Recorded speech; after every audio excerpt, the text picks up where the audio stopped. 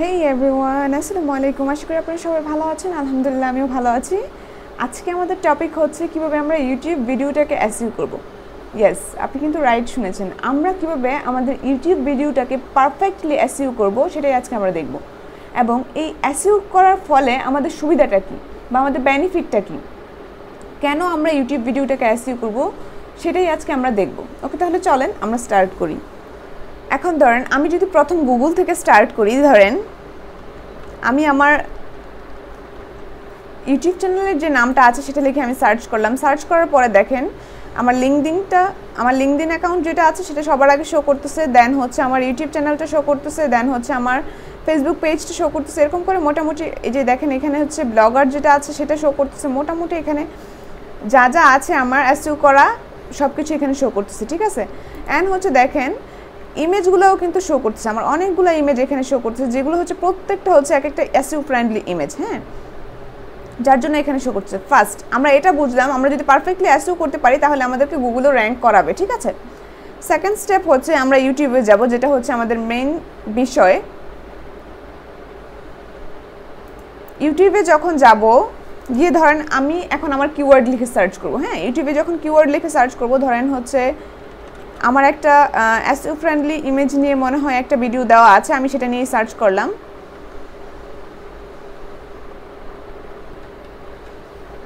SEO friendly image optimization. আমি যখন SEO friendly image optimization লিখে সার্চ করলাম, আপনি খেয়াল করেন সবার আগে কিন্তু আমার ভিডিওটা শো করতেছে, হ্যাঁ, সবার আগে কিন্তু আমার ভিডিওটা শো করতেছে। আপনি একটু খেয়াল করেন, এই যে দেখেন এটা কিন্তু আমার ভিডিও। আরও ভালো ভালো চ্যানেল কিন্তু আছে যাদের ভিডিওগুলো অনেক পরে শো করতেছে, আপনি একটু নিচে গিয়ে স্ক্রল করে দেখবেন, ঠিক আছে। এখন আমার ভিডিওটা সবার আগে আসার রিজনটা কি? আমার ভিডিওতে পারফেক্টভাবে এসইওটা কমপ্লিট করা হয়েছে, যার জন্য আমার ভিডিওটা সবার আগে শো করতেছে। এটাই হচ্ছে এখানে মেইন রিজন, হ্যাঁ। তার মানে আমরা বুঝলাম আমরা যদি পারফেক্টলি এসইও করতে পারি তাহলে আমাদের ভিডিওটা ফার্স্টের দিকে র্যাঙ্কিংয়ে থাকবে। সেকেন্ড হচ্ছে আমাদের ভিডিওর ক্লিক থ্রু রেট বাড়বে, মানে এই যে দেখেন এটা প্রথমে আসছে, এটাই তো মানুষ ক্লিক করবে, তাই না? যেই ভিডিওটা প্রথমে আসছে সেটাই তো মানুষ ক্লিক করবে, যে কয়েকটা প্রথমে আছে সেখান থেকে বেছে বেছে কিন্তু ক্লিক করবে মানুষ। তার মানে আমরা বুঝলাম যে আমাদের ক্লিক থ্রু রেট বাড়বে। 3 নাম্বার হচ্ছে আমাদের ভিডিওর ক্লিক থ্রু রেট বাড়লে তো এটা অবশ্যই ভিউজ বাড়বে এবং হচ্ছে ইমপ্রেশন বাড়বে, এটা তো আর কোনো কথাই নেই, ইমপ্রেশন তো অবশ্যই বাড়বে। 4 নাম্বার হচ্ছে আমাদের ভিডিওর ভিউজ বাড়বে। ইয়েস, আপনি যদি এসইও ফ্রেন্ডলি একটা ভিডিও করেন, একটা ভিডিওকে প্রপারভাবে এসইও করতে পারেন, সেক্ষেত্রে আপনার ভিডিওর ভিউজ অবশ্যই বাড়বে, ঠিক আছে। দেখেন আমি আরেকটা কিওয়ার্ড লিখে কিন্তু সার্চ করেছি, কিওয়ার্ড কম্পিটিটর অ্যানালাইসিস। এখন আপনি খেয়াল করেন, দেখেন আমার চ্যানেলে কিন্তু সাবস্ক্রাইবার খুব বেশি না, হ্যাঁ, আমার ছোট একটা চ্যানেল, আমি খুব বেশি দিন হয় নাই যে স্টার্ট করছি চ্যানেলটা, অ্যান্ড আমি খুব বেশি ভিডিও কিন্তু আপলোড করি নাই। তারপরেও দেখেন আমার চ্যানেলের ভিডিওটা কিন্তু সবার আগে শো করতেছে, ঠিক আছে।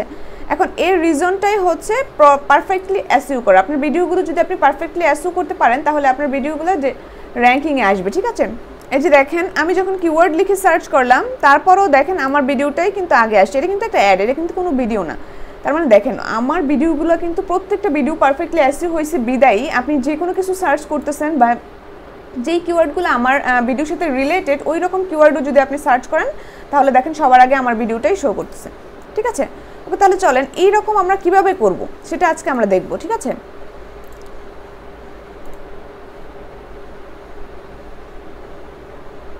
আমি ফার্স্ট অফ অল আমার ড্যাশবোর্ডে চলে যাব। ড্যাশবোর্ডে চলে যাওয়ার পরে এই যে আপলোড বাটনটা আছে এখান থেকে সিলেক্ট ফাইলে যাব, হ্যাঁ।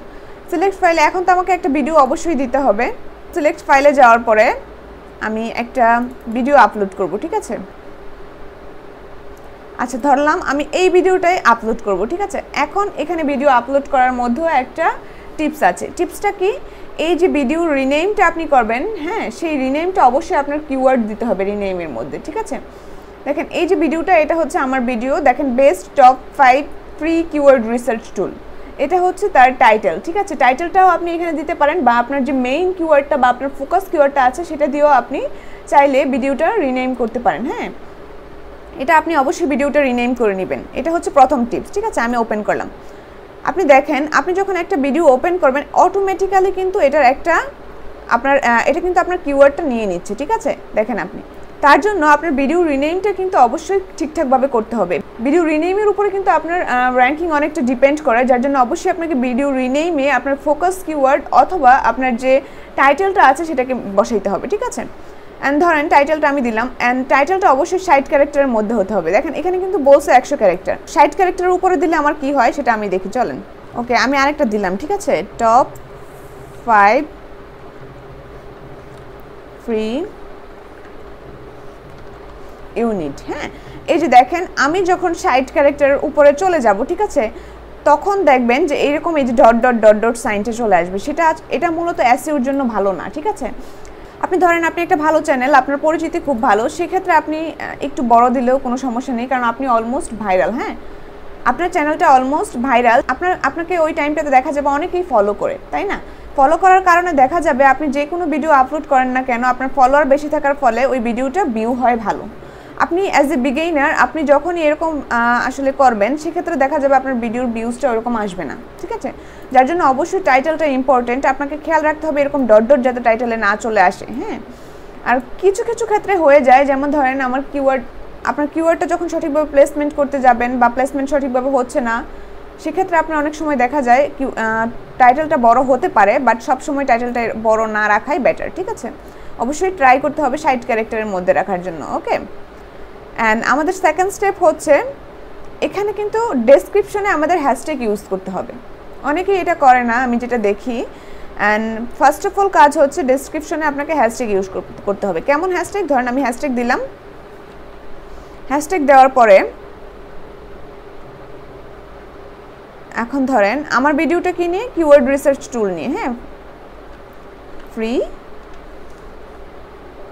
কিওয়ার্ড রিসার্চ টুল। হ্যাঁ, এই যে এটা এখানে এরকম করে হ্যাশট্যাগ দিয়ে দিবেন। অবশ্যই রিলিভেন্ট হ্যাশট্যাগ দিতে হবে, ইরিলিভেন্ট কোনো হ্যাশট্যাগ এখানে ইউজ করা যাবে না। হ্যাঁ, ফ্রি কিওয়ার্ড রিসার্চ টুল, কিওয়ার্ড রিসার্চ টুল। হ্যাঁ, এরকম করে আপনাকে হ্যাশট্যাগুলো ইউজ করতে হবে, ঠিক আছে।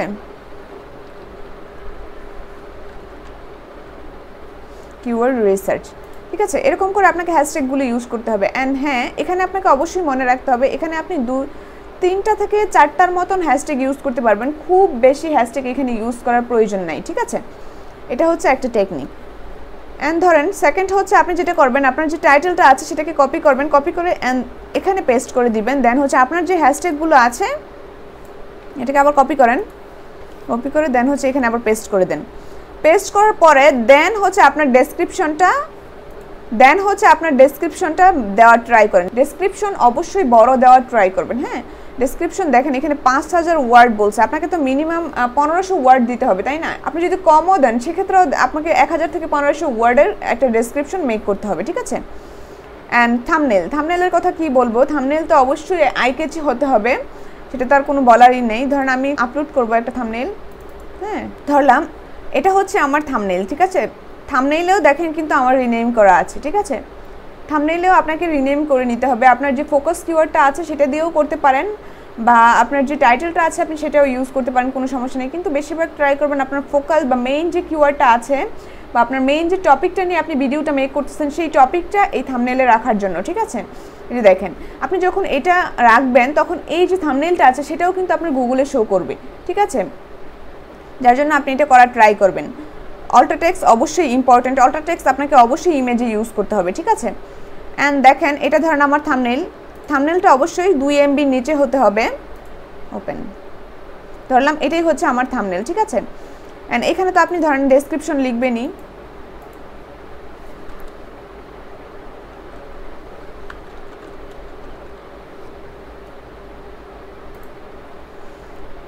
ধরলাম আমি এখান থেকে এনে কিছু ডেসক্রিপশন দিয়ে দিই, আমি এখান থেকে কপি করে দিয়ে দিই। হ্যাঁ, আপনাকে অবশ্যই ডেসক্রিপশনটা, আর ডেসক্রিপশনের ভিতরে আপনাকে অবশ্যই ট্রাই করতে হবে আপনার যে কিওয়ার্ডগুলো আছে সেগুলোকে ইউজ করার জন্য। হ্যাঁ, অ্যান্ড হচ্ছে এই যে থাম্বনেলের কথা তো বললামই। অ্যান্ড প্লেলিস্ট যদি থাকে আপনি চাইলে অ্যাড করে দিতে পারেন, না চাইলে নাও অ্যাড করতে পারেন, কোনো সমস্যা নেই।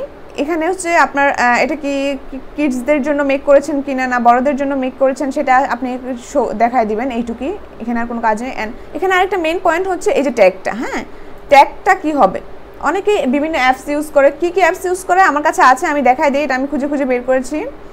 ধরেন এই যে ফ্রি কিওয়ার্ড রিসার্চ টুল,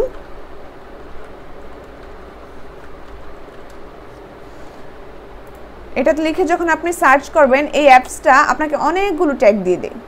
কিন্তু এটা কি আপনার কাছে রাইট মনে হচ্ছে, রাইট ওয়ে মনে হচ্ছে? না, এই ট্যাগগুলো কিন্তু অনেকে ইউজ করেছে, ঠিক আছে? যার জন্য এই ট্যাগগুলো দিয়ে আপনার ভিডিওটা কতটা র্যাঙ্কিংয়ে আসবে সেটা আসলে খুব বেশি পারফেক্টলি র্যাঙ্কিংয়ে আসবে সেটা আমার কাছে মনে হয় না, ঠিক আছে? যেহেতু এই ট্যাগগুলো অনেকেই ইউজ করেছে, তার জন্য আমাকে ট্রাই করতে হবে নিজেকে মেক করার জন্য ট্যাগগুলো। এখন কীরকমভাবে মেক করবো ট্যাগগুলো? ধরেন ফ্রি কিওয়ার্ড রিসার্চ টুল, ঠিক আছে, নিতে পারেন। আপনি ট্যাগগুলো নিয়ে একটু রিসার্চ করতে পারেন। কিওয়ার্ড রিসার্চ টুল,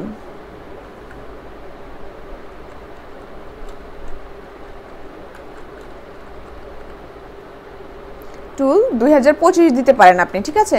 এরকম করে নতুন নতুন ট্যাগ আপনি মেক করে দেন হচ্ছে এখানে ইউজ করবেন। এন্ড হচ্ছে আপনি ট্যাগগুলোকে একটু রিসার্চ করতে পারেন। আপনি ইউটিউবে যান, যেহেতু আপনি ইউটিউবের জন্য ভিডিওটা করতেছেন,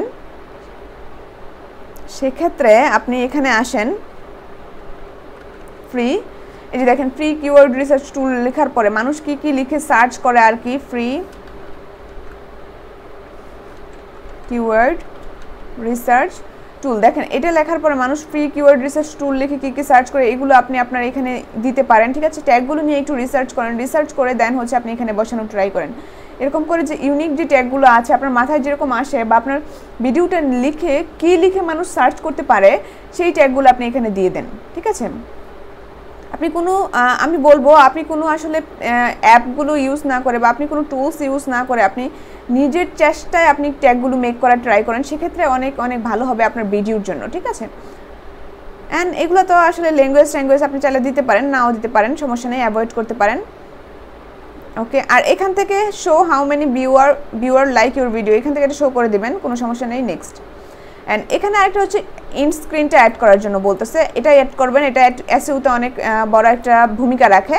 অ্যান্ড এখানে অ্যাডে যান, অ্যাডে যাওয়ার পরে হচ্ছে ধরেন আপনি যে কোনোভাবে করতে পারেন, বেস্ট ফর ভিউয়ার এটাও দিতে পারেন, বা চুজ স্পেসিফিক ভিডিও, আপনি স্পেসিফিকভাবে কোনো ভিডিও চুজ করে দিতে পারেন, কোনো সমস্যা নেই, ঠিক আছে?